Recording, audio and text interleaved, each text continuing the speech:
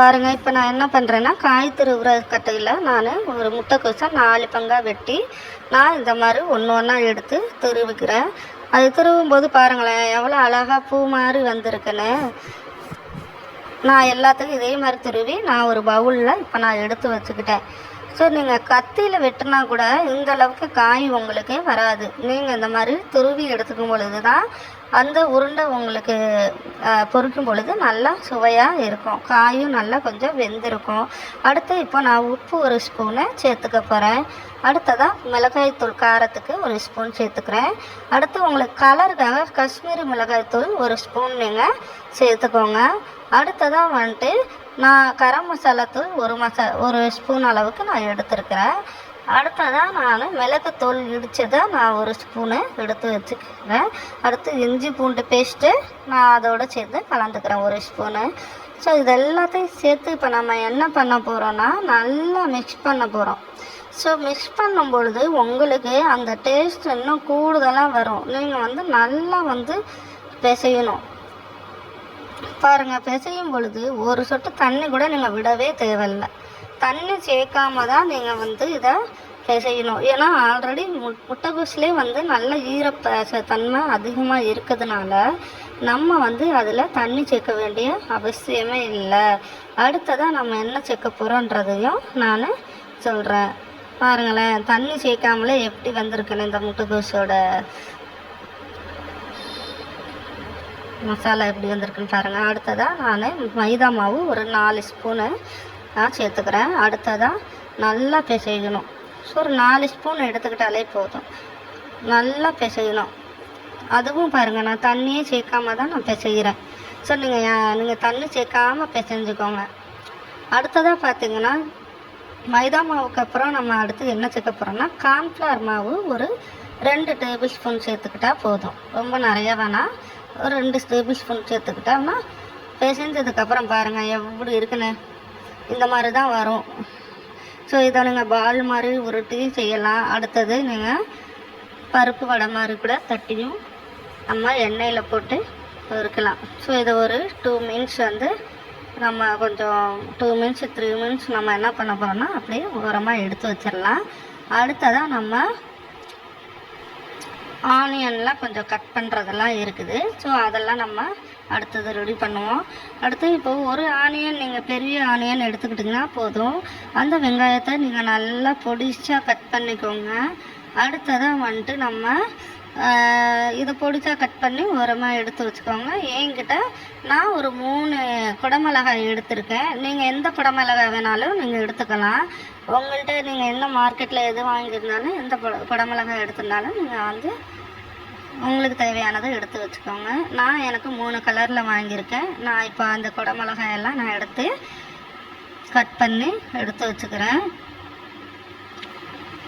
நீங்கள் இந்த மாதிரி கலராக போடும்போது நல்லாயிருக்கும். அடுத்ததாக நான் பச்சை மிளகாய் எடுத்து வச்சுருக்கேன்.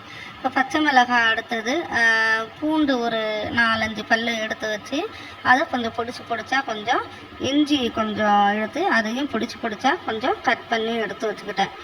அடுத்ததாக நான் ஸ்ப்ரிங் ஆனியன் கொஞ்சம் எடுத்து வச்சுட்டேன். ஸ்ப்ரிங் ஆனியன் போட்டிங்கன்னா இன்னும் டேஸ்ட்டு உங்களுக்கு கூடுதலாக இருக்கும். இப்போ நான் அந்த நுனி பகுதி எல்லாத்தையும் நான் கட் பண்ணி உரமாக எடுத்து வச்சிட்றேன். அதை கட் பண்ணிவிட்டு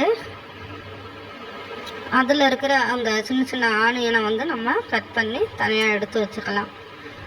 இந்த ஸ்ப்ரிங் ஆனியன் போட்டிங்கன்னா உங்களுக்கு நல்ல டேஸ்ட்டு கூடுதலாக இருக்கும். அடுத்ததாக இந்த வெங்காயத்தாலையும் நம்ம கட் பண்ணி போட்டுக்குவோம்.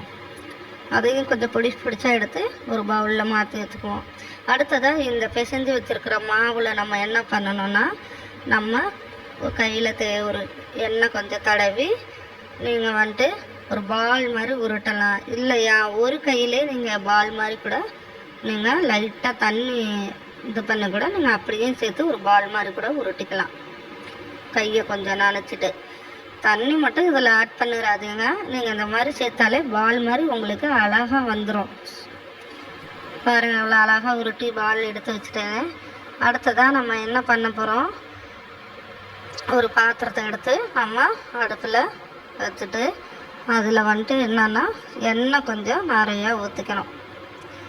எண்ணெய் வந்து ஒரு பொரிக்கிற அளவுக்கு நீங்கள் எண்ணெய் ஊற்றிக்கிட்டிங்கனாலே போதும், தேவையான அளவு. அப்போ தான் உங்களுக்கு அந்த பால்லாம் நல்லா பொரித்து உங்களால் எடுக்க முடியும். பாருங்கள், எண்ணெய் கொஞ்சம் நல்லா காயணும். காய்ஞ்சதுக்கப்புறம் தான் நீங்கள் போடணும். நீங்கள் எடுத்தோடனே அந்த பாலை போட்டிங்கன்னா உங்களுக்கு பாத்திரத்துலேயே ஒட்டிடும். ரெண்டாவது அது இப்படி தனித்தனியாக உடஞ்சி வந்துடும். இந்த மாதிரி எண்ணெய் பொரிஞ்சதுக்கப்புறம் நம்ம சும்மா கொஞ்சோண்டு ஒரு பால் மாதிரி செஞ்சதை எடுத்து போட்டு கொஞ்சம் டெஸ்ட் பண்ணி பார்த்திங்கனாலே தெரியும் நல்லா எண்ணெய் பொரிஞ்சிருக்கா இல்லையான்றது அதிலே நமக்கு தெரிஞ்சிடும். இப்போ நம்ம எல்லா பாலையும் சேர்த்து நம்ம அந்த எண்ணெயில் நல்லா மிக்ஸ் பண்ணி நல்லா பொரித்து எடுத்துக்குவோம். ஒன்றோட ஒன்று ஒட்டாமல் நம்ம தனித்தனியாக அந்த பாலை போட்டு வளர்த்து கொஞ்சம் கொஞ்சமாக சிம்மில் வச்சுக்கோங்க. ரொம்ப அனல் வைக்க வேணாம், சிம்மில் வச்சுட்டு கொஞ்சம் கொஞ்சமாக நம்ம அப்படியே லேசாக அப்படியே ஒரு கரண்டி எடுத்து லைட்டாக கிண்டி விட்டிங்கன்னா உங்களுக்கு ஒட்டாமல் வரும். நீங்கள் எடுத்தோன்னே வேகமாக கிண்டக்கூடாது, எல்லா பாலும் உடஞ்சிரும். அப்போ நீங்கள் கொஞ்சம் கொஞ்சமாக ஒன்றோட ஒன்று ஒட்டாமல் நீங்கள் அந்த மாதிரி போடும் பொழுது உங்களுக்கு அந்த பால்ஸ்லாம் சூப்பராக வந்துடும். நீங்கள் லோ ஃப்ளேம்லேயே வச்சு அந்த பாலை பொரிக்கலாம், இல்லைன்னா கருகிரும், தீர மாதிரி இருக்கும். ஸோ நம்ம வடிகட்டுறதில் எடுத்து அந்த எண்ணெயெல்லாம் வடிகட்டுக்கிட்டு மறுபடியும் நம்ம என்ன பண்ணுறோன்னா எல்லா பால்ஸையும் எடுத்து மறுபடியும் ரீயூஸ் அந்த எண்ணெயெல்லாம் போட்டு மறுபடியும் பொரிக்க போகிறோம். பாருங்களேன் எவ்வளோ அழகாக செவந்து வந்திருக்குன்னு. ஸோ உள்பகுதியில் எப்படியும் கொஞ்சம் வெந்திருக்காது. அதனால் நான் என்ன பண்ணுறேன்னா மறுபடியும் எண்ணெயில் போட்டு அதை பொரித்து எடுத்தால் தான் உங்களுக்கு அது வந்து அந்த உள்ளார இன்னும் கொஞ்சம் வெந்துடும். அதனால் நான் இப்போ மறுபடியும் எண்ணெயில் போட்டு பொரித்து அந்த பபுள்ஸ் எல்லாம் கொஞ்சம் உங்களுக்கு வந்து ஃபஸ்ட்டு போட்டோன்னே கொஞ்சம் அதிகமாகுது இல்லைங்களா. அப்போ பாருங்கள் நல்லா கோல்டன் கலரில் வந்துருச்சு, கோல்டன் கலரில் வந்துருச்சு. ரெண்டாவது பபுள்ஸ் எல்லாம் அப்படியே கொஞ்சம் கொஞ்சமாக கம்மியாகுது பாருங்கள். பார்த்துங்க, பபுள்ஸ் எல்லாம் அப்படியே கம்மியாயிருச்சு. இந்த டைமில் நீங்கள் எடுத்துக்கோங்க. அனல் அதிகமாக வச்சிட வேணாம், லோ ஃப்ளேம்லேயே வச்சு நீங்கள் எடுக்கிறது தான் உங்களுக்கு நல்லா பெட்டராக இருக்கும். இது எல்லா பால்ஸையும் நம்ம எடுத்து ஒரு பாத்திரத்தில் எடுத்து மாற்றிக்குவோம். பாருங்கள் நல்லா கோல்டன் கலரில் பொரிஞ்சு வந்துருச்சு. அடுத்ததாக ஒரு பாத்திரத்தை எடுத்து வச்சுக்குவோம். அந்த பாத்திரத்தை எடுத்து வச்சு நல்லா கொஞ்சம் காஞ்சதுக்கப்புறம் நம்ம என்ன பண்ண போகிறோம் அப்படின்றதையும் நான் சொல்லிடுறேன். அது கொஞ்சம் ஹீட் ஆகட்டும். அடுத்ததாக எண்ணெய் கொஞ்சம் நம்ம சேர்த்துக்கணும். எண்ணெய் சேர்த்ததுக்கப்புறம் அடுத்து என்னென்ன சேர்க்கணுன்றதை நான் சொல்கிறேன். அது எண்ணெய் கொஞ்சம் லைட்டாக காயட்டும். அடுத்ததாக நம்ம பொடிப்பொடியாக நறுக்கி வச்சுருக்கிற அந்த இஞ்சி பூண்டு இருக்கு இல்லையா, அதை நம்ம எண்ணெயில் போட்டு நல்லா பொரித்து எடுத்துக்கலாம். கருக விடாமல் அந்த எண்ணெயில் அழகாக லோ ஃப்ளேம்லேயே கொஞ்சம் வச்சு நீங்கள் பொரிச்சிங்கன்னா உங்களுக்கு அது லைட்டாக குக் ஆகும், அந்த வாசனை வரும். அடுத்ததாக நம்ம பொடியாக எடுத்து வச்ச ஒரு வெங்காயம் கட் பண்ணி வச்சுருந்தோம் இல்லையா, அந்த வெங்காயத்தை போட்டு நல்லா வதக்குங்க. வதக்கினதுக்கப்புறம் நம்ம ஆல்ரெடி வெட்டி வச்ச பச்சை மிளகாய், அந்த ஸ்ப்ரிங் ஆனியன் இருக்குல்ல, அந்த ஆனியனையும் நம்ம சேர்த்து நல்லா வதக்குவோம்.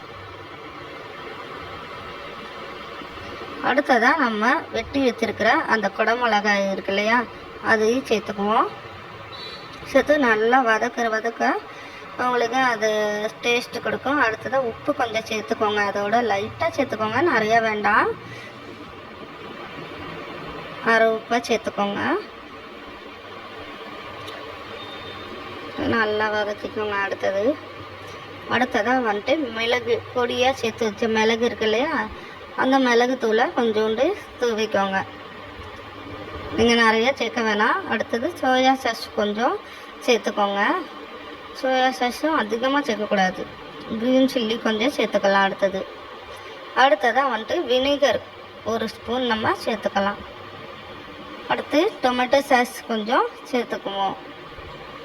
ஒரு 2 ஸ்பூன் அளவுக்கு சேர்த்துக்கிட்டிங்கன்னா போதும். கொஞ்சம் நல்லா வதக்கிட்டு கொஞ்சம் தண்ணி வந்து ஒரு கப் அளவுக்கு நீங்கள் தண்ணி எடுத்துக்கிட்டிங்கனாலே போதும். நான் கரண்டி இருக்கிறதுனால அந்த கரண்டியில் குழியாக இருக்கிறதுனால அந்த அளவுக்கு தண்ணி எடுத்துக்கிட்டேன். நீங்கள் டம்ளரில் ஒரு சின்ன டம்ளரில் ஒரு கப் அளவுக்கு நீங்கள் தண்ணி சேர்த்துக்கிட்டிங்கனாலே உங்களுக்கு கரெக்டாக வந்துடும். சேர்த்து நல்லா வதக்கணும். கொஞ்சம் நல்லா கொதிஞ்சு வந்ததுக்கப்புறம் நீங்கள் அடுத்தது என்ன பண்ணணுன்றத கார்ன்ஃப்ளவர் மாவு இருக்குல்லையா, அதை கொஞ்சம் தண்ணி சேர்த்து கலந்து எடுத்துக்கலாம். ஒரு 3 ஸ்பூன் அளவுக்கு 2 ஸ்பூன் அளவுக்கு நீங்கள் எடுத்துக்கிட்டால் கூட போதும். 3 ஸ்பூன் அளவு கூட வேணாம், 2 ஸ்பூன் அளவுக்கு கார்ன்ஃப்ளவர் அளவு தண்ணி கொஞ்சம் கலந்து அந்த கிரேவி மாதிரி வரதில் கொஞ்சம் கலந்துக்கிட்டு ஒரு 2-3 ஸ்பூன் கலந்து அப்படியே லைட்டாக நம்ம கிண்டி விட்டுக்கிட்டே இருக்கணும். பாருங்கள், நான் 2 ஸ்பூன் தான் போட்டிருக்கேன். அதுவே நல்ல ஒரு திக்னஸாக வந்திருக்கு. நீங்கள் 2 ஸ்பூன் ஊற்றிக்கிட்டிங்கனாலே போதும். அடுத்ததாக பால்ஸ் எல்லாத்தையும் சேர்த்து கலந்துக்கலாம். அந்த பொரித்த பால்ஸ் எல்லாம் எடுத்து கலந்துட்டு அடுத்து ஸ்ப்ரிங் ஆனியனில் இருக்கிற அந்த வெங்காயத்தாள் இருக்கு இல்லையா, அதுவே சேர்த்துக்கோங்க. சேர்த்ததுக்கப்புறம் நல்லா கலந்து விட்டுக்கிட்டு நல்ல வாசனையாக இருக்குது. பார்க்கவே ரொம்ப அழகாக இருக்குது. பார்த்தீங்களா, கடையில் எப்படி செய்வாங்க வெஜ் மஞ்சூரியன், அதே மாதிரியே நான் வெஜ் மஞ்சூரியன் இப்போ நான் உங்களுக்காக செஞ்சுருக்கேன்.